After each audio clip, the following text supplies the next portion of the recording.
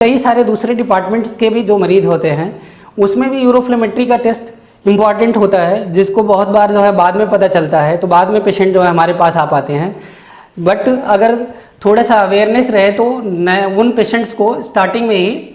Treatment दिया जा सकता है। जैसे गायनिंग के पेशेंट काफ़ी सारे होते हैं जिनमें बहुत बड़ा जो है यूट्रस में मास हो या यूट्रस का ट्यूमर हो या फाइब्रॉइड यूट्रस हो, तो वो भी कई बार ब्लैडर को प्रेस करता है और पेशाब ठीक से नहीं होती है, पेशाब की धार पतली पतली होती है। दूसरा पेशेंट जैसे न्यूरोलॉजी में काफ़ी सारे पेशेंट्स आते हैं जो कि फालिस के होते हैं। फालिस के पेशेंट्स में भी या पार्किंसोनियन के पेशेंट में भी पेशाब की दिक्कत होती है, उसमें भी यूरोफ्लेमेट्री का टेस्ट अनिवार्य होता है और कराया जाता है। और न्यूरो सर्जरी विभाग में भी पेशेंट्स जो आते हैं, जैसे ब्रेन की सर्जरी के बाद जो है पेशाब की दिक्कतें, स्पाइन की सर्जरी के बाद, ब्रेन या स्पाइन के ट्यूमर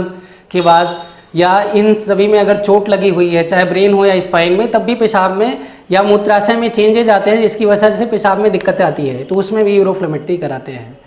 इसके अलावा मेडिसिन विभाग में डायबिटीज़ के जो पेशेंट्स हैं, इनमें भी डायबिटीज़ की वजह से पेशाब की धार पतली हो सकती है। डायबिटीज़ की वजह से उसके दुष्प्रभाव से अगर अनकंट्रोल्ड है तो पेशाब की थैली पर उसका असर पड़ता है, जिससे पेशाब की धार बहुत ही पतली हो सकती है, जिसके लिए यूरोफ्लेमेट्री जांच करा के फिर उस हिसाब से आगे बढ़ते हैं।